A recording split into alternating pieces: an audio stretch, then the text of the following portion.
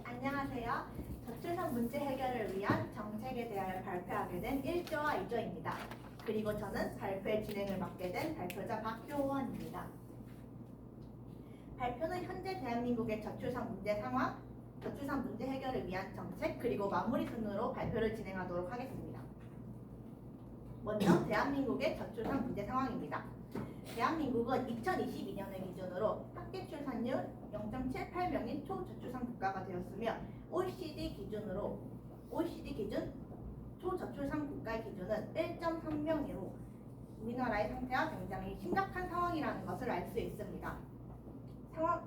상황의 심각성을 알기 위해 준비한 영상 자료를 한번 보고 가시겠습니다.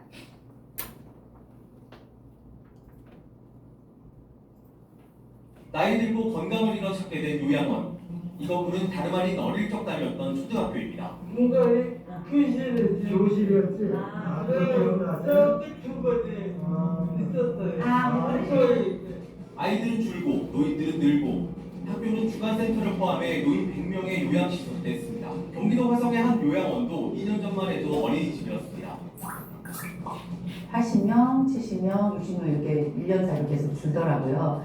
이제 더 이상 못하겠다 한 게 지금 2년 전이죠. 유치원이나 어린이집 건물이 같은 자리에서 노인시설로 간판을 바꿔난 경우는 최근 5년 새 81곳에 달합니다. 2016년만 해도 40만 명대였던 출생아 수는 지난해엔 24만 9천 명, 불과 6년 만에 절반 가까이 줄었습니다. 여성 한 명이 평생 낳을 것으로 예상되는 합계 출산율은 0.78까지 떨어졌습니다. 전쟁이 학교 출산율이 1점 넘게 높습니다. 이거 되는 수준이요. 나라가 무너지고 사회가 무너졌을 때 나오는 숫자예요. 한쪽으로 저출산, 한쪽으로는 고령화. 문제는 그 속도가 너무 빠르다는 겁니다. 65세 이상 노인 인구 비중은 이제 2년 뒤면 20%대 5명 중 1명이 노인인 초고령 사회가 됩니다. 고령 사회에서 초고령 사회로 도달하는 기간이 일본보다도 3년 빠르고 미국, 캐나다보다는 2배, 유럽 선진국에 비하면 3배 이상 빠릅니다. 정부는 2006년부터 저출산 고령사회 기본계획을 추진하며 지금까지 322조 원이라는 천문학적 예산을 쏟아부었지만 성과는 없습니다. 뉴스에 지식을 담다 스푼. 네, 이 뉴스를 보면 알 수 있듯이 우리나라는 전혀 없던 이례적인 속도로 출산율이 급격하게 감소하고 있습니다.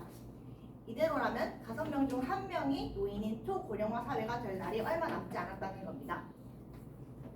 이러한 심각한 문제 상황 속 정부 또한 문제를 해결하기 위해 노력하고 있지만 많은 예산에도 불구하고 비혼장려 정책을 시행하거나 지나친 여성 인권 강화만을 강조하여 여성과 남성 서로가 서로를 혐오하는 시선을 만드는 일, 초등학교에 동성애책을 배치하여 아이들에게 저출산 정책과는 맞지 않는 잘못된 성 개념을 인식하게 하는 정책 등 잘못된 정책 및 실질적으로 저출산 문제를 해결할 수 있는 정책이 나와도 사회에서 제대로 시행이 되지 않고 있기 때문에 효과를 보기 어려운 상황입니다.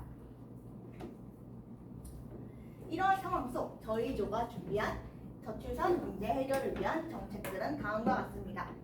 첫 번째 정책에 대해서 발표자 최질후 하국께서 발표를 시작하겠습니다. 발표자 최질후입니다. 첫 번째로는 육아기, 근로시간 단축 기간 확대 등 지원 강화, 초대 입학기 10시 출근제와 같은 자녀 돌봄 유형 근무 확대 독려입니다. 청년 세대가 생각하는 낮은 혼인율의 가장 큰 원인 중 하나는 개인 가치관의 추구입니다. 결혼이 우리 사회에서 필수적인 것이 아니라 개인의 선택으로 받아들여지면서 자신의 상황에 따라서 결혼의 여부나 시기를 결정하는 태도가 확연하게도 증가하고 있습니다. 이는 전통사회에서 개인의 행복보다는 가족의 안정이 중요시되며 가족과 공동체에 대한 의무가 간주화되었던 제도적 결혼의 의미가 점차 개인 간의 결합적 우애적 결혼으로 변화되면서 결혼이 개인의 욕구나 행복을 추구하는 경험으로 변하고 있음을 알려주고 있습니다.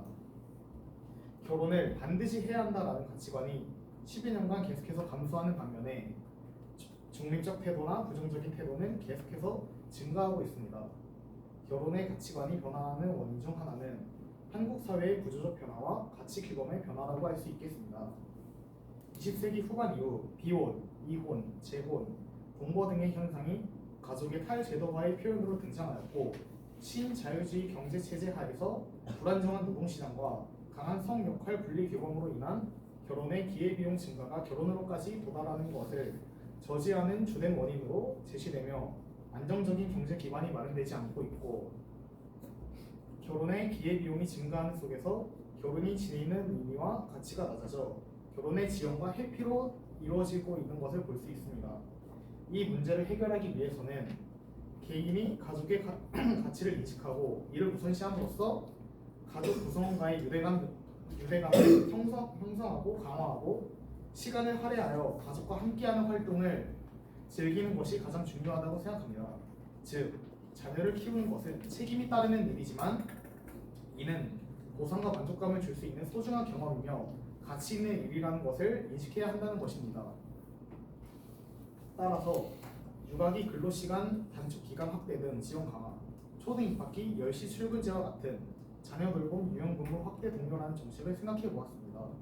결혼 후 자녀를 가진 뒤 근로시간, 초등 입학기 10시 출근제 등과 같은 자녀와 더욱 오래 있을 수 있는 시간이 마련되어 점차 개인의 가치관이 증가하고 아이로부터 얻는 행복과 만족도를 통해 더는 비혼주의가 아닌 결혼, 아이의 출산을 권유할 수 있는 정도의 가치관이 생성될 수 있다는 것을 기대할 수 있겠습니다.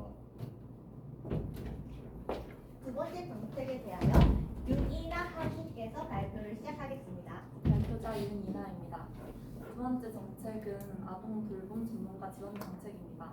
이 정책은 단순히 전문가를 고용해서 자녀를 양육하는 것이 아니라 자녀의 수 그리고 자녀의 나이를 기준으로 아동 돌봄 전문가를 시간제로 이용할 수 있는 복지 제도입니다. 주변에 결혼은 했지만 자녀가 아직 없는 지인들에게 출산 계획이 아직 없는 이유에 대해서 물어본 결과 자녀를 양육할 시간과 그리고 자신의 삶에 집중할 수 있는 여유가 없어지기 때문이라고 답하였습니다.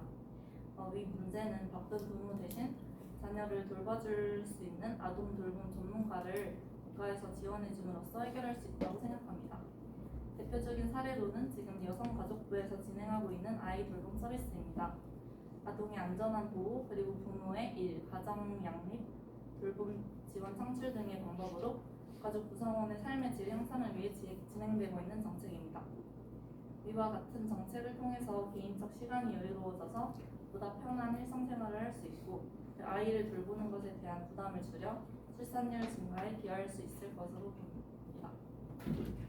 세 번째 정책에 대해 김지은 하부께서 발표를 시작하겠습니다. 네, 발표자 김지은입니다. 세 번째 정책은 돌봄시설 강화입니다. 지금도 시행되고 있는 돌봄시설은 시간제 노동자가 아닌 전문적인 교사를 취임하여 질 높은 교육 환경을 개설하는 제도로 확대해야 된다고 봅니다. 네, 전국 학교 비정규 노동조합에서는 2022년 전국 전담사 2,002명을 대상으로 수행한 실태 조사를 보면 전담사 중 74.8%는 시간제 노동자로 활동하고 있으며 급여가 낮아 생활을 꾸리기 어려운 수준이라고 답하였습니다.